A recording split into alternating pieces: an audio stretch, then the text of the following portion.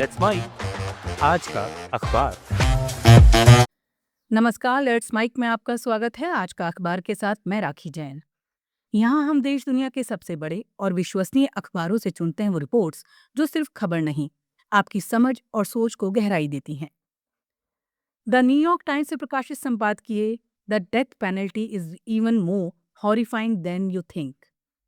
इसमें अमेरिका में मौत की सजा यानी डेथ पेनल्टी के बढ़ते इस्तेमाल पर गंभीर चिंता जताई गई है। संपादकीय के अनुसार 2025 में अमेरिका में जितनी फांसियां दी गईं, उतनी 2009 के बाद किसी साल नहीं हुई थी। लेख का कहना है कि सिद्धांत में ये सजा सबसे खतरनाक अपराधियों के लिए बताई जाती है, लेकिन व्यवहार में इसका इस्तेमाल अक्सर गरीब, कमजोर या मानसिक रूप से अक्षम लोगों के खिलाफ ज्यादा होता है। कई मामलों में अभियुक्तों को ठीक से कानूनी मदद भी नहीं मिल पाती और कई फैसले संदिग्ध गवाहियों के आधार पर दिए जाते हैं।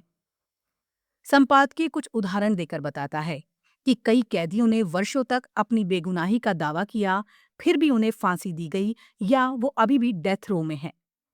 जैसे अल्बामा में फांसी दिए गए एंथोनी बॉयड या टेक्सास में दशकों से मौत की सजा का सामना कर रहे चार्ल्स फ्लोर्स और रॉबर्ट रेबर्सन के मामले। लेख का कहना है कि कई बार फांसी की प्रक्रिया भी बेहद भयावह और अमानवीय हो जाती है। जैसे गैस या गलत तरीके से दिए गए इंजेक्शन से कैदियों को लंबे समय तक पीड़ा झेलनी पड़ती है। लेख ये भी बताता है कि दुनिया के अधिकांश लोकतांत्रिक देशों जैसे कनाडा, ऑस्ट्रेलिया और पश्चिमी यूरोप के देशों ने मौत की सजा खत्म कर दी है, लेकिन अमेरिका अभी भी उन गिने चुने देशों में है जहां फांसी दी जाती है। संपादकीय के मुताबिक हाल के वर्षों में कुछ राज्यों ने कानून बनाकर फांसी की प्रक्रिया को और ज्यादा गोपनीय बना दिया है, ताकि जनता को उसके क्रूर रूप के बारे में ज्यादा जानकारी ना मिल सके। लेख के अनुसार हाल में फांसी के मामलों में बढ़ोतरी के पीछे कई कारण हैं। दवाओं की कमी के कारण नए और विवादित तरीकों का इस्तेमाल, सुप्रीम कोर्ट का अपेक्षाकृत सख्त रुख और राजनीतिक समर्थन।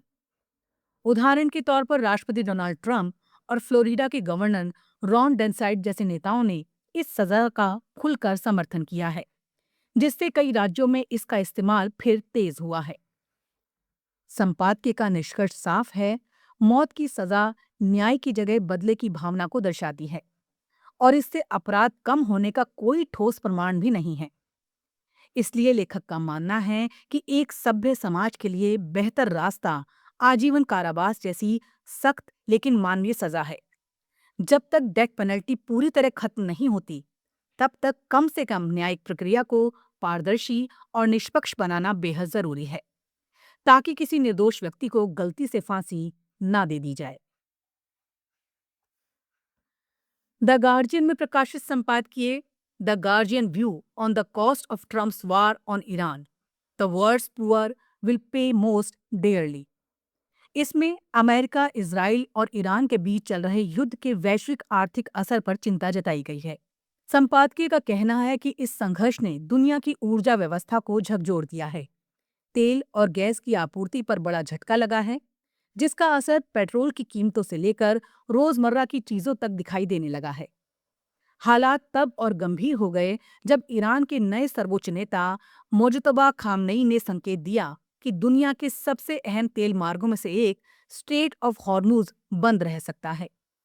संपादकीय बताता है कि इस संकट का असर पूरी दुनिया में महसूस किया जा रहा है, लेकिन इसका बोझ बराबर नहीं बंट रहा।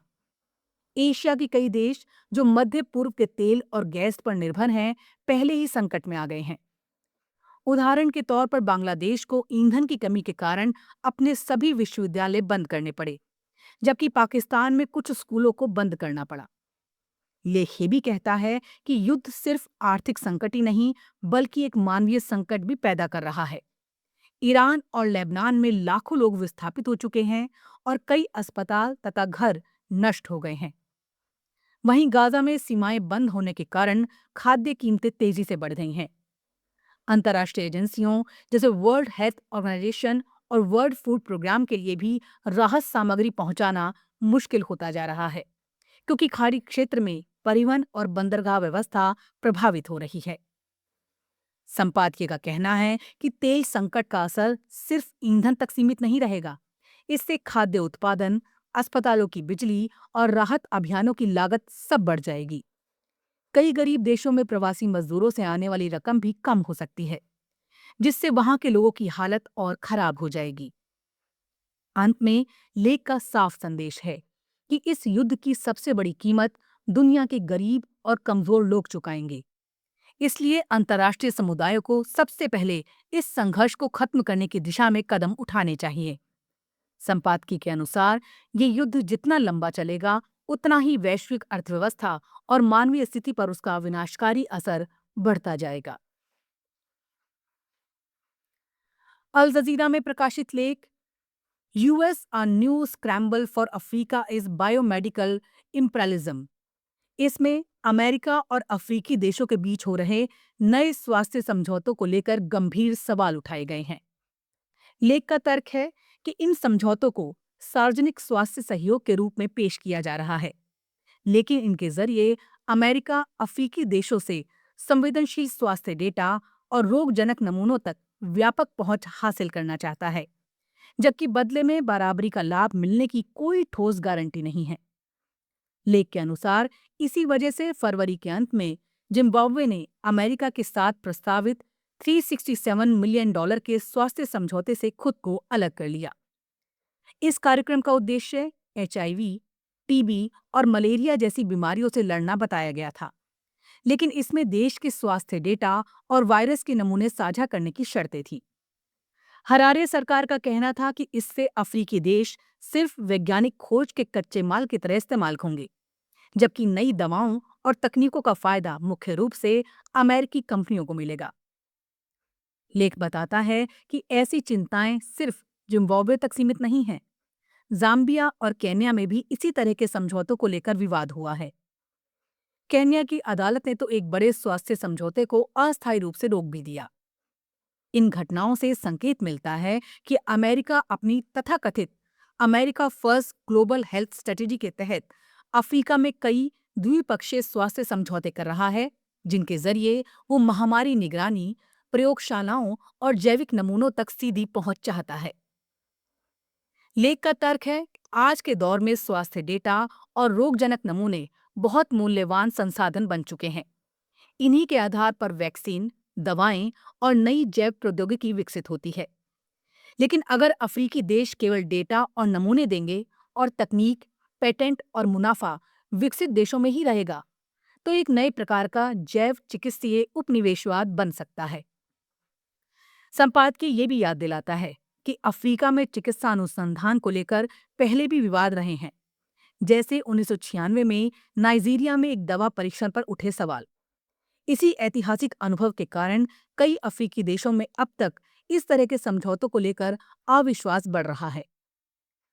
लेख का निष्कर्ष ये है कि अफ्रीकी देशों को स्वास्थ्य सहयोग से पीछे नहीं हटना चाहिए, लेकिन उन्हें अपनी डेटा, संप्रभुता और बराबरी के अधिकार की रक्षा भी करनी होगी।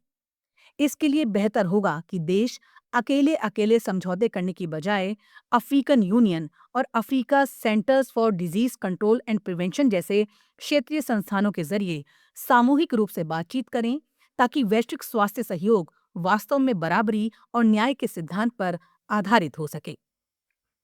आज का अखबार में फिलहाल इतना ही। देखते रहिए, सुनते रहिए लेट्स माइक। नमस्कार।